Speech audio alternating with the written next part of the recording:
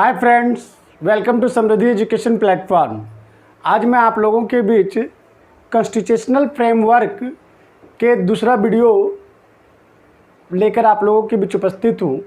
जैसा कि मैंने पिछले वीडियो में आप लोग को कॉन्स्टिट्यूशनल डेवलपमेंट, संवैधानिक विकास के बारे में मैंने बताया था। आपके बीच मैंने चर्चा किया था कि जो संवैधानिक विकास है उसको दो पार्ट में बांटा गया है। एक ईस्ट इंडिया कंपनी के अंतर्गत संवैधानिक विकास और ब्रिटिश क्राउन के अंतर्गत संवैधानिक विकास।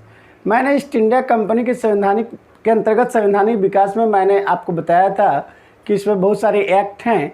इसमें दो महत्वपूर्ण एक्ट की चर्चा मैंने आप लोगों को किया था जो एग्जामिनेशन पॉइंट ऑफ व्यू से आपको ध्यान में रखना था। एक था 1773 का रेगुलेटिंग एक्ट और दूसरा था चार्टर एक्ट 1833। उसके बाद ब्रिटिश क्राउन के अंतर्गत जो एक्ट थे उसमें भी बहुत सारा एक्ट्स की चर्चा किया गया था, जिसमें तीन महत्वपूर्ण एक्ट्स थे। एक आपका था भारत शासन अधिनियम 1892 और भारत शासन अधिनियम 1919 और भारत शासन अधिनियम 1935। तो जो एग्जामिनेशन पॉइंट ऑफ व्यू से काफ़ी महत्व रखता है। तो ये आपका संवैधानिक विकास था। उसके बाद मैंने आप लोगों के भी चर्चा किया था अंतरिम सरकार के बारे में। मैंने बताया था कि अंतरिम सरकार में जो मुख्य लोग शामिल थे उसमें जवाहरलाल नेहरू थे, आपका सरदार वल्लभ भाई पटेल थे, डॉक्टर राजेंद्र प्रसाद थे, जॉन मथाई थे, आपका जगजीवन राम थे, लियाकत अली खां थे, सी राजगोपालाचारी थे। और इन लोगों को कौन कौन सा विभाग दिया गया था इसकी चर्चा भी मैंने आप लोगों के बीच किया था।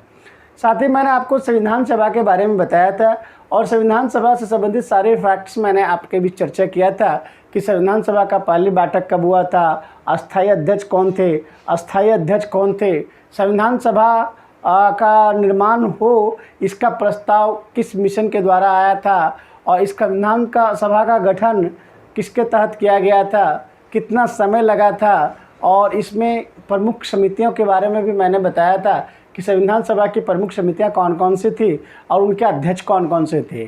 तो प्रमुख समितियों में जैसा कि मैंने बताया था कि चार मुख्य लोग थे, जवाहरलाल नेहरू, सरदार वल्लभ भाई पटेल, डॉक्टर राजेंद्र प्रसाद और भीमराव अम्बेडकर। तो ये चार व्यक्ति थे जो प्रमुख समितियों के अध्यक्ष थे। तो आज के वीडियो में हम लोग देखेंगे संविधान के विभिन्न प्रावधान व उनके स्रोत। पिछले वीडियो में आपने संवैधानिक विकास को देखा, कॉन्स्टिट्यूशनल डेवलपमेंट को देखा। अब जो इंडियन कॉन्स्टिट्यूशन जो हमारे बीच है, जो इंडियन कॉन्स्टिट्यूशन हमारा बनकर तैयार हुआ, वह इंडियन कॉन्स्टिट्यूशन में जो तत्व या जो उसमें लिए गए हैं वो अलग अलग देशों से लिए गए हैं। इसलिए भारतीय संविधान का जो स्रोत माना जाता है वो किसी एक देश के संविधान से हम लोगों ने उसका अनुकरण नहीं किया है, जबकि विभिन्न देशों के संविधानों से जो उसके अच्छे क्वालिटीज़ थे, जो गुण थे, उसको हमने अडॉप्ट किया है। तो आज के वीडियो में हम लोग देखेंगे कि भारतीय संविधान किस किस देश से लिया गया है और भारतीय संविधान के जो सोर्सेज हैं वो कौन कौन से देश से किस किस बिंदुओं को, किन किन बातों को हमने लिया है। तो अगर बात करें तो भारतीय संविधान के जो स्रोत हैं उसमें आपके मुख्य जो देश हैं वो संयुक्त राज्य अमेरिका हो गया, ब्रिटेन हो गया, दक्षिण अफ्रीका हो गया, कनाडा हो गया, ऑस्ट्रेलिया हो गया, आयरलैंड हो गया, फ्रांस हो गया, रूस हो गया, जर्मनी हो गया, जापान हो गया। कुल जो 11 देश हैं आपके, संयुक्त राज्य अमेरिका, ब्रिटेन, दक्षिण Africa, Canada, Australia, Ireland, France, रूस, जर्मनी, जापान। अब आपको ये ध्यान में रखना है कि अगर संयुक्त राज्य अमेरिका की बात आती है तो आपको यह सोचना है कि संयुक्त राज्य अमेरिका से हमने क्या क्या लिया है। अगर बात ब्रिटेन की आती है तो आपको ये सोचना है कि ब्रिटेन से हमने क्या क्या लिया है। अगर दक्षिण अफ्रीका की बात आती है तो दक्षिण अफ्रीका से हमने क्या क्या लिया है, रूस से क्या क्या लिया है, आयरलैंड से क्या क्या लिया है, जापान से क्या क्या लिया है, फ्रांस से क्या क्या लिया है, ऑस्ट्रेलिया से क्या क्या लिया है, जर्मनी से क्या क्या लिया है। तो इन तमाम बातों को हम लोग अध्ययन करेंगे और इस ऐसा टॉपिक है जिससे लगातार एग्जामिनेशंस में क्वेश्चन पूछे जाते हैं। तो एग्जामिनेशन पॉइंट ऑफ व्यू से यह टॉपिक काफ़ी महत्व रखता है। तो आइए देखते हैं संयुक्त राज्य अमेरिका से हम लोगों ने क्या क्या लिया है। संयुक्त राज्य अमेरिका से हम लोगों ने प्रस्तावना के शब्द लिए हैं। आप प्रस्तावना जब पढ़ेंगे तो प्रस्तावना शुरू होता है हम भारत के लोग। तो जो हम भारत के लोग जो शब्द है उसे हम लोगों ने संयुक्त राज्य अमेरिका के संविधान से लिया है। उसका मूल अधिकार, स्वतंत्र न्यायपालिका और न्यायिक पुनरावलोकन की प्रणाली, सर्वोच्च न्यायालय तथा उच्च न्यायालय के न्यायाधीशों को उसके पद से हटाए जाने की प्रक्रिया। मालूम है कि सर्वोच्च न्यायालय और उच्च न्यायालय के न्यायाधीश को हम लोग पद से हटा सकते हैं, तो उसको पद से हटाने की जो प्रक्रिया है उसे हम लोग संयुक्त राज्य अमेरिका से लिया है। न्यायिक पुनरावलोकन और न्यायिक पुनरावलोकन की प्रणाली दोनों हम लोगों ने संयुक्त राज्य अमेरिका से लिया है। फिर आप राष्ट्रपति पर महाभियोग, जनहित याचिका और उपराष्ट्रपति का पद, यथोचित विधि प्रक्रिया, ये सारी बातें संयुक्त राज्य अमेरिका के संविधान से लिया गया है। अब यहाँ जरा आप गौर करेंगे तो न्याय से संबंधित जस्टिस से संबंधित जितनी भी बातें हैं वो हम लोगों ने संयुक्त राज्य अमेरिका से लिया है। ये ध्यान आप रखेंगे।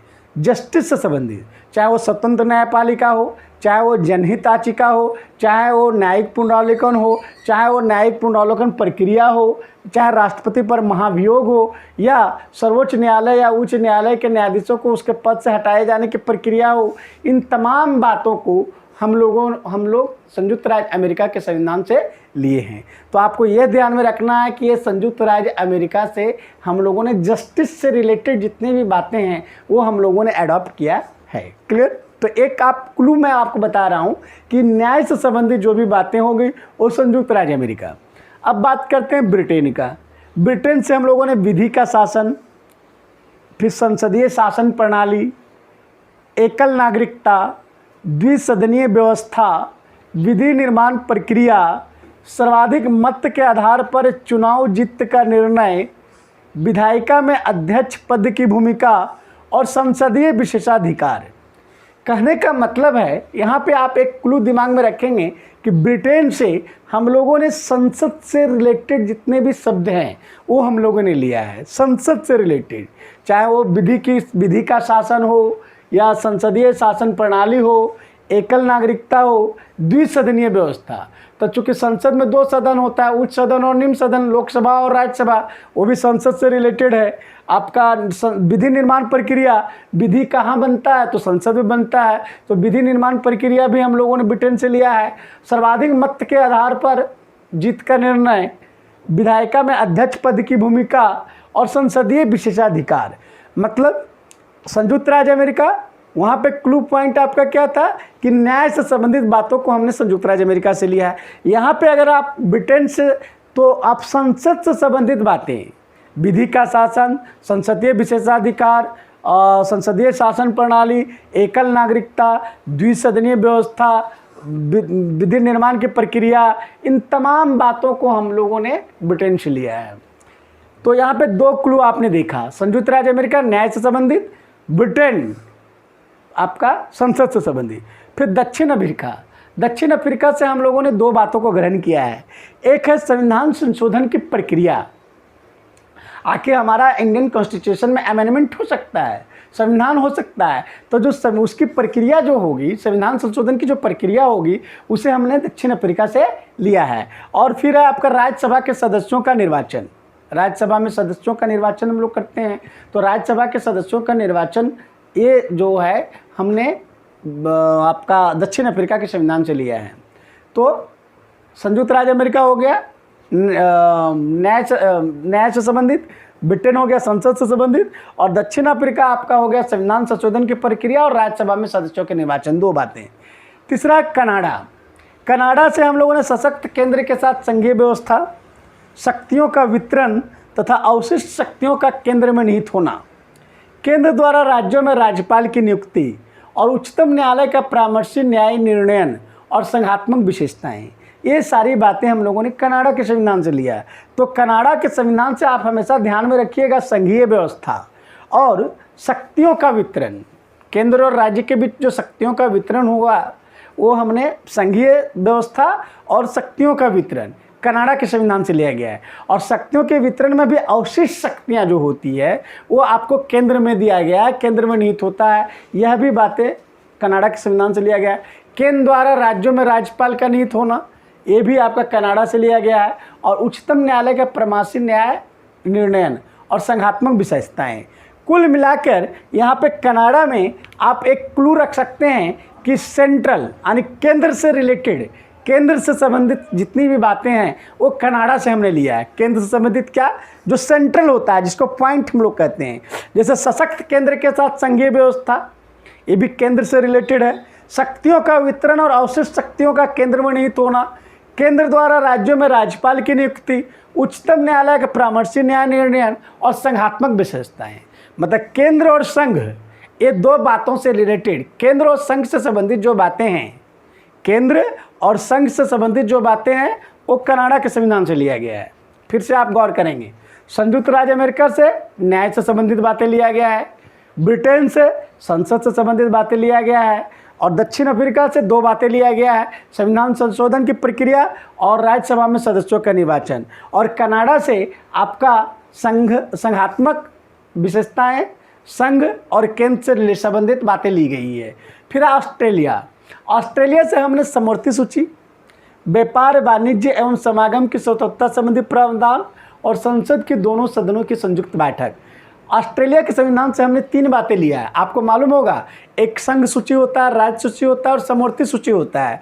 तो जो समवर्ती सूची है वो हमने ऑस्ट्रेलिया के संविधान से लिया है। संसद के दोनों सदनों की संयुक्त बैठक आयोजित की जाती है, इसे हमने ऑस्ट्रेलिया से लिया है। और व्यापार वाणिज्य एवं समागम की स्वतंत्रता संबंधी जो प्रावधान है वो भी ऑस्ट्रेलिया से लिया गया है। तो ऑस्ट्रेलिया से कितनी बातें ली गई है? 3। क्या क्या ली गई है? समवर्ती सूची, व्यापार वाणिज्य एवं समागम की स्वतंत्रता और आपका संसद के दोनों सदनों की संयुक्त बैठक, ये ऑस्ट्रेलिया के संविधान से। फिर आयरलैंड, आयरलैंड से हमने राज्य के नीति निदेशक तत्व, जिसको हम लोग DPSP कहते हैं, राष्ट्रपति की निर्वाचन पद्धति और राज्यसभा में सदस्यों का नामांकन।